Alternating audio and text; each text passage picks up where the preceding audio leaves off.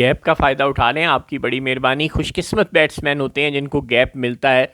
आप छक्का भी लगा सकते हैं। चलिए, अगर आपसे छक्का नहीं लगता तो चौका लग सकता है, और अगर छक्का चौका कुछ भी ना लगा तो कम से कम कैच आउट होने के चांसेस तो नहीं है ना। गैप है तो इस गैप से फ़ायदा उठाने की कोशिश करें।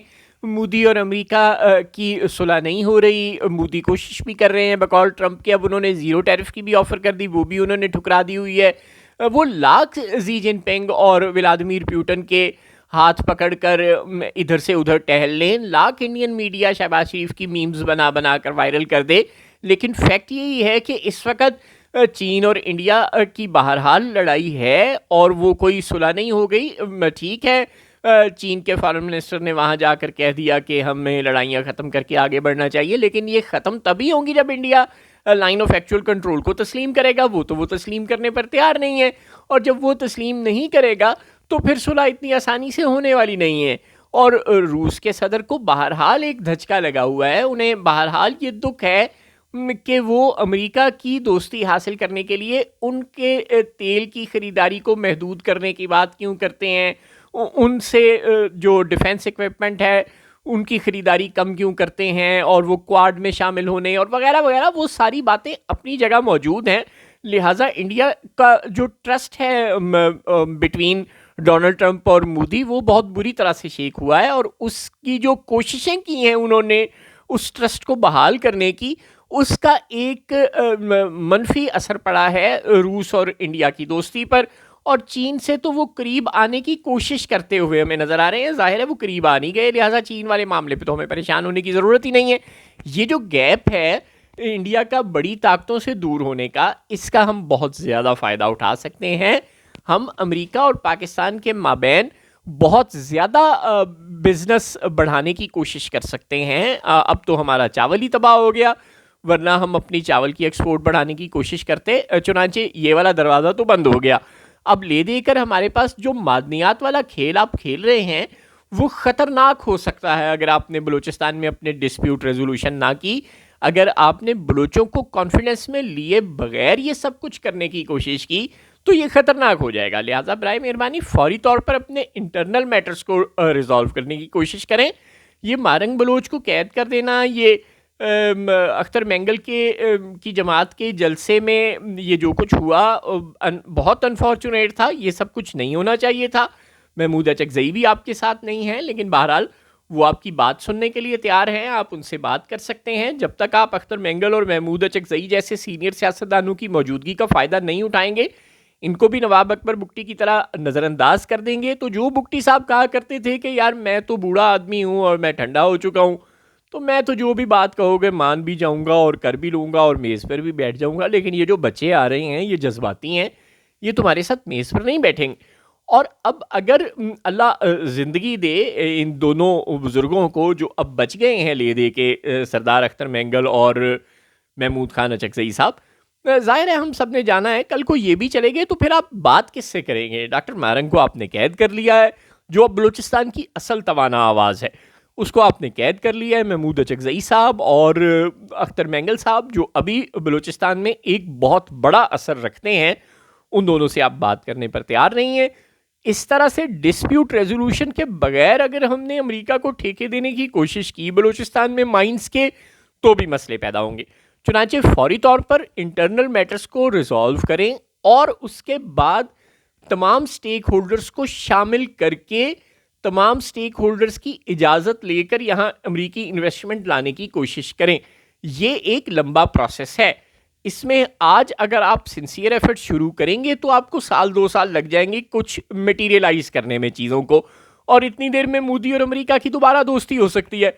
लिहाजा ये सिर्फ तभी मुमकिन है अगर आप आज अभी इसी वक्त सिंसियर एफर्ट शुरू कर दें। आप अमेरिका के साथ टूरिज़्म पे बात कर सकते हैं, आप अमेरिका के साथ बच्चों को पढ़ाने के लिए वहाँ ज़्यादा वीज़े देने की बात कर सकते हैं। हम अमेरिका के साथ जिस तरह के एआई और डेटा सेंटर्स के मामले में यूएई एग्रीमेंट कर रहा है, आप उस तरह के एग्रीमेंट करने की बात कर सकते हैं। आप अमेरिका की दोस्ती से बहुत से फ़ायदे उठा सकते हैं, लेकिन इस वक्त तक आप सिर्फ ये सोच कर और बता कर खुश हो रहे हैं कि हमारी अमेरिका से दोस्ती हो गई। इस दोस्ती का क्या करें? अचार बना लें, मुरब्बा बना लें, क्या करें क्या, अगर आपने इससे कोई इकोनॉमिक बेनिफिट्स ही नहीं लिए। दुनिया में अब डिप्लोमेसी खाली खुली नहीं होती। अब दुनिया में डिप्लोमेसी सिर्फ और सिर्फ तिजारत की बेहतरी का नाम है और कुछ भी नहीं। अगर आपने बायलैटरल ट्रेड नहीं बढ़ाई तो मतलब आप डिप्लोमेसी को क्या करें? अब बाकी तो अमेरिका को तो चलें छोड़ दें, वो जो आज़रबाईजान के सदर बड़ी देर से कह रहे हैं यार अल्लाह दा वास्ता जे $2 करोड़ की इन्वेस्टमेंट ले लो, बताओ कौन से प्रोजेक्ट में लगाऊं। हम उन्हें ही नहीं बता रहे। यानी वो आर्मीनिया से उन्होंने जंग जीती, कितने साल हो गए, अब तो उनकी और आर्मीनिया की सुलह भी करवा दी डोनाल्ड ट्रंप ने, लेकिन हम आज तक वो हमें तब से कह रहे हैं कि ये लो अब तुमने हमारा ये काम किया है, हमारी मदद की थी, अब बदले में $2 अरब की मैं इन्वेस्टमेंट करता हूँ पाकिस्तान में, और हम आज तक उन्हें बता नहीं सके कि किस जगह $2 अरब की इन्वेस्टमेंट करनी। हम प्रोजेक्ट आइडेंटिफाई नहीं कर सके, हम MOU से आगे नहीं बढ़ सके। ये जो सुस्ती है, जो हम बातें करते हैं कि हमने SIFC बना दी है, ये कर दी है, हम जो फास्ट ट्रैक है फॉरेन इन्वेस्टमेंट ले आएंगे पाकिस्तान में, वो हो कुछ नहीं रहा। और by the way Noon league के पास जो सबसे ज़्यादा काबिल दिमाग है, ये हम सबको पता है, वो चौधरी एहसन इकबाल है। और चौधरी एहसन इकबाल आपके इस तमाम मामले का CPEC का और प्लानिंग कमीशन का सरबराह है, और उसके बावजूद आपसे ये नहीं हो रहा। और जर्नैल तो होते ही सुपर ह्यूमन्स हैं, वो भी ज़ाहिर है इस मामले में SIFC के ज़रिए इन्वॉल्व हैं, लेकिन उसके बावजूद ये फॉरेन इन्वेस्टमेंट पाकिस्तान में नहीं आ रही। चाहे वो UAE की हो, चाहे वो सऊदी अरब की हो, चाहे वो अमेरिका की हो, चाहे वो आज़रबाईजान की हो, जब तक ये फॉरेन इन्वेस्टमेंट पाकिस्तान में नहीं। अब पता नहीं इन लोगों के तहफ़्फ़ुज़ात क्या हैं, या तो ये दहशतगर्दी के मसले की वजह से परेशान है, और या ये पाकिस्तान में रॉ मटेरियल के और बिजली के गैस के महंगे होने की वजह से परेशान है, और या ये इन सब मसलों की वजह से, जो हमारा टैक्स इंफ्रास्ट्रक्चर है, जो हमारा बिजली गैस का ढांचा है, ये जो हमारा दहशतगर्दी का मसला है, ये इन सब मसलों की वजह से परेशान है। चुनांचे अब अगर आज हुकूमत भी बदल जाए, अगर आज नवाज शरीफ की जगह इमरान खान की भी हुकूमत आ जाए, तो ये मसाइल तो वैसे ही है ना। पाकिस्तान में पूरे का पूरा टैक्स का इंफ्रास्ट्रक्चर, पूरे का पूरा बिजली और गैस का निज़ाम, पूरे का पूरा टेररिज्म का प्रॉब्लम, ये मसाइल अपनी जगह हैं। लिहाजा अगर इनको एड्रेस करने की ज़रूरत है, और जो इंटरनल डिस्प्यूट्स हैं हमारे, चाहे वो बलूचिस्तान में है, चाहे वो वज़ीरिस्तान में है, जब तक हम इन मसलों को हल नहीं करेंगे, put your house in order के मशवरे पर जो ख्वाजा आसिफ साहब भी आपको देते हैं, और भी बहुत से लोग देते हैं, वो शेखुपुरे वाले साहब भी देते हैं, अल्लाह उनका भला करे। अब ये नून लीग के अंदर की आवाज़ें हैं, और बिलावल भुट्टो भी इन बातों से इनकार नहीं करते, आसिफ जरदारी भी इन बातों से इनकार नहीं करते, शेरी रहमान भी इन बातों से इनकार नहीं करती, नवीद कमर भी इन बातों से इनकार नहीं करते, और मियाँ रज़ा रब्बानी और फ़रतुल्लाह बाबर तो ज़ाहिर है बिल्कुल ही इनकार नहीं करते। ले दे के चंद लोग हैं इन सियासी जमातों में जो असल में सियासी नहीं हैं, वो ही इनकार करते हैं। लिहाजा इन लोगों की आवाज़ों को छोड़ दें। अब जो भी तवाना आवाज़ें पाकिस्तान में हैं जो रिकन्सिलिएशन की बात कर रही हैं, चाहे वो आसिफ जरदारी हैं या चाहे वो ख्वाजा आसिफ हैं, चाहे वो आपकी अपनी टीम में हैं, चाहे वो आपके ज़रा सामने जाकर खड़े हो गए, इन सब की बात सुने और इस गैप से फ़ायदा उठाएं। कोशिश करें कि छक्का लग जाए। छक्का नहीं लगता तो यार कोई चौका, कोई 2 रन्स कुछ तो बना लें।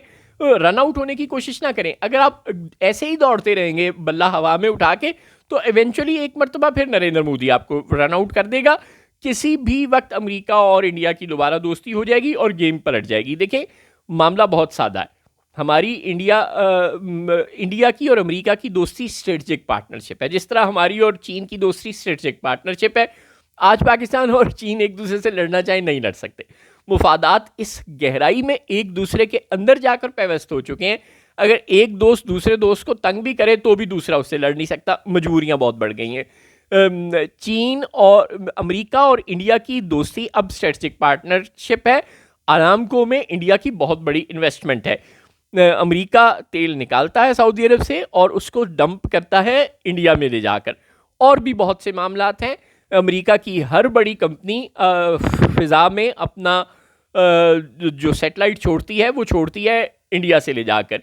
एप्पल जैसी कंपनियां और बेशुमार कंपनियां, टेस्ला जैसी कंपनियां और न जाने कौन कौन सी कंपनियां अमेरिका में इन्वेस्टमेंट किए हुए हैं। और पूरा इसराइल का जो डिफेंस का स्ट्रक्चर है वो अंबानी और अडानी और इन सब लोगों के साथ मिलकर चलता है, वो अकेले नहीं चलता। इंडिया की जो मल्टीनेशनल कंपनीज़ हैं उनका साइज़ इतना बड़ा हो चुका है कि वो पूरी दुनिया को खा जाने वाली ताकत हासिल कर चुकी हैं। चुनांचे अमेरिका, इंडिया और इसराइल के आपस में स्ट्रेटजिक मफादात हैं। ये दुनिया को दिखाने के लिए एक दूसरे से लड़ सकते हैं। असल में इनकी लड़ाई अब मुमकिन ही नहीं है। इनका ये टैरिफ शैरिफ ये वो एक नुक्ते पर इख्तलाफ हो सकता है, लेकिन हर नुक्ते पर इनका इख्तलाफ नहीं हो सकता। इसलिए ये जो गैप मिला हुआ है, ये जो ट्रंप की ज़माने का ही सिर्फ गैप है। जैसे ही ट्रंप यहाँ से गए तो मौसम फिर बदल जाएगा। इससे पहले कि ट्रंप या मोदी यहाँ से जाएं इन दोनों मुल्कों से और मौसम बदले, पाकिस्तान को इस वक्त का फ़ायदा उठा लेना चाहिए।